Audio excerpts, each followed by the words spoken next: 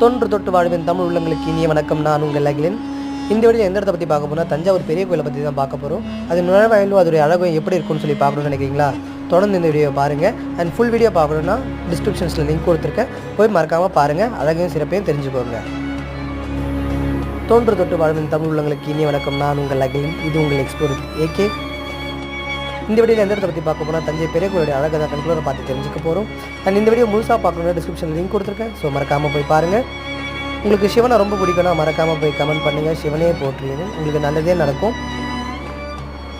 தொடர்ந்து வீடியோவை பாருங்கள். கடவுளின் ஆசையை பெற்று அன்போடு வாழுங்கள்.